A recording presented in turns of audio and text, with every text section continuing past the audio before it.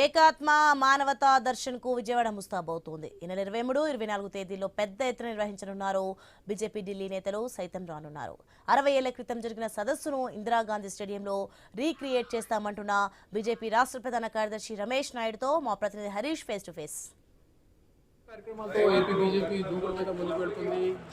గత కొద్ది రోజులుగా జరుగుతున్నటువంటి వరుస కార్యక్రమాలు ప్రజల్లోకి నిత్యం వెళ్ళేటువంటి క్రమంలో భాగంగా మరో భారీ ఎత్తున జరిగేటువంటి కార్యక్రమానికి బీజేపీ శ్రీకారం చుట్టింది. ఏకాత్మ మానవతా సదన్ పేరుతో జరుగుతున్నటువంటి కార్యక్రమం 2 రోజుల పాటు విజయవాడ నగరంలో జరగబోతుంది. ప్రధానంగా 1960 తర్వాత అదే సీన్ను రీకన్స్ట్రక్షన్ చేస్తూ ప్రజల్లోకి వెళ్ళేటువంటి క్రమంలో ఉంది. ప్రస్తుతం మనతో మాట్లాడేందుకు రాష్ట్ర ప్రధాన కార్యదర్శి నాగూర్ రమేష్ నాయుడు. కార్యక్రమాలు జరుగుతున్నాయి, కార్యక్రమాలు జరుగుతున్నాయి. ఏంటి అంతా కూడా ఎదురైతే ఈరోజు నరేంద్ర మోడీ గారు సాధిస్తున్నటువంటి విజయాలు కానీ, ఆనాడు అటల్జీ చేసినటువంటి పునాదులు కానీ, వీటన్నిటికీ కారణము ఏకాత్మత మానవవాదం ఏదైతే ప్రవచించారో దీన్ దయాల్జీ చూపినటువంటి మార్గం ఏదైతే అదే ఈరోజు మనకు ఒక భారతదేశానికి ఒక శక్తివంతమైనటువంటి ఆయుధంగా మారింది. కాబట్టి ఈ దేశం చాలా వేగవంతంగా అభివృద్ధి చెందుతుంది. ఆనాడు ఆయన 2 విషయాలు చాలా స్పష్టంగా చెప్పాడు. కర్రను నోడితే బర్రె. కాబట్టి భారతదేశం ఎవరి మీద దాడి చేయాల్సిన పని లేదు, కానీ నువ్వు బలవంతుడిగా ఉండాలి. బలవంతుడిగా ఉన్నప్పుడే నువ్వు శాంతియుతంగా జీవించగలుగుతావు అని చెప్పారు. కాబట్టి మనం అణుపరీక్షలు నిర్వహించాలి.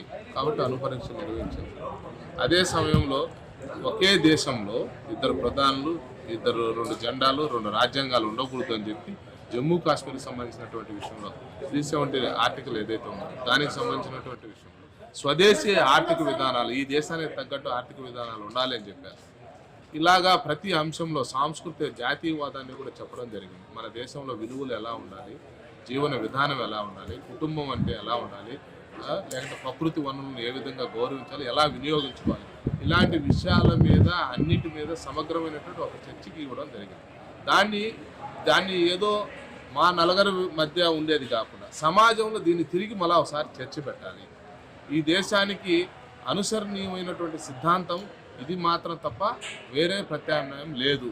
ప్రపంచంలో మనం అరుకు తెచ్చుకున్నటువంటి కల్చర్ ఏదైతే ఉందో అది శాశ్వతమైనది కాదు అని చెప్పి చెప్పదలుచుకున్నాం. కాబట్టి నాన్ పొలిటికల్గా ఈరోజు బీజేపీకి సంబంధించినటువంటి వారు కాకుండానే ఇతర వర్గాలకు సంబంధించినటువంటి మేధావుల్ని, యువకుల్ని, విద్యార్థుల్ని, ప్రొఫెషనల్ స్టూడెంట్స్ అందరినీ కూడా కొందరిని ఆహ్వానించడం జరిగింది సెలెక్టెడ్గా. వాళ్ళందరూ కూడా చాలా పెద్ద ఎత్తున రిజిస్ట్రేషన్ చేసుకోవడం జరిగింది. మేమే దాన్ని ఆపడం జరిగింది. అనుకునే దానికన్నా కూడా భారీ స్పందన రావడంతో అంటే ఎలా చూడాలి, ఇప్పుడు 60 సంవత్సరాల క్రితం ఇదే ప్లేస్లో ఇక్కడే జరిగినటువంటి కార్యక్రమాలు తీసుకొని మళ్ళీ ప్రజల్లోకి వెళ్తారు. అంటే 60 ఏళ్ళ క్రితం ఉన్నటువంటి ప్రజానికి ఒక రాజకీయ అనేది ఒక దేశ పరిస్థితులు, కానీ ఇప్పుడు టెక్నాలజీ అనేది బాగా వచ్చేసి ఏ దాకా కూడా దూకుడుగా ముందుకు వెళ్ళిపోతుంది. ఎలా మానిటర్ చేయబోతున్నారు, మీరు ఏ విధంగా పరిగణిస్తారు? ఈ టెక్నాలజీ వచ్చినా, లేకపోతే మనం రేడియో సంభాషణలు విన్నా, లేకపోతే ఆ రోజుల్లో పత్రికల మీద ఆధారపడినా, లేకపోతే అడవి మనుషులుగా జీవనం సాగించిన మనం పాటించాల్సినటువంటి ధర్మాలు అయితే కొన్ని ప్రస్ఫుటంగా ఉంటాయి. అవి మ్యాండేటరీ. కాబట్టి ఈ దేశానికి తగ్గట్టు మనం ఆలోచన చేయాలి. ప్రకృతిని గౌరవించకపోతే ప్రకృతి ప్రకోపిస్తుంది. ప్రపంచంలో ఉన్నటువంటి వెస్ట్రన్ కంట్రీస్ అన్నీ కూడా అనుభవించడానికి మనం పుట్టామనేటువంటి భావన. మనం అలా కాదు. అదే కాకుండా ఇక్కడ పుట్టినటువంటి వాళ్ళందరికీ కూడా సమాన అవకాశాలు ఉండాలి. ఇక్కడ ఉన్నటువంటి వాడు ఎవరైతే ఉన్నాడో ఆదర్శం అనేది పైనుంచి కిందికి రావాలి, లేకపోతే సంక్షేమ ఫలాలు అనేటివి కింది నుంచి పైకి రావాలి, మొదటిగా పేదవాడికి అందాలి. ఇలాంటి అన్ని విషయాల్లో కూడా మనం ప్రవచించినటువంటి ఏకాత్మత మానవ దర్శనం ఏదైతే ఉందో అదొకటే ఈరోజు అనుసరణీయమైంది. ఇది ప్రపంచంలో భారతదేశం విజయవంతంగా ముందుకు పోతుంది. మీరు అన్నట్టు డిజిటల్ యుగంలో కూడా ఈరోజు మనం తలెత్తుకొని తిరగలుగుతున్నాం. మనం అనుకుంటే 2 గంటల పాటు రష్యా వాడు యుద్ధం ఆపుతున్నాడు, మనం అనుకుంటే ఇజ్రాయెల్ వాళ్ళు యుద్ధం ఆపుతున్నారు. ఈ ప్రపంచంలో ఎవరు అయినా సరే మనం అడిగితే యుద్ధాన్ని కూడా ఆపేటువంటి స్థితికి ఎందుకు వచ్చారంటే మనం ఇక్కడ ఉన్నటువంటి జీవన విధానానికి, ఈ దేశంలో ఉన్నటువంటి ప్రజల యొక్క ఆలోచన విధానానికి, ఈ దేశంలో వనరులకు తగ్గట్టు ఈ దేశము, ఈ ధర్మము, ఈ సంస్కృతి ఆధారంగా మనం జీవనం సాగిస్తున్నాం.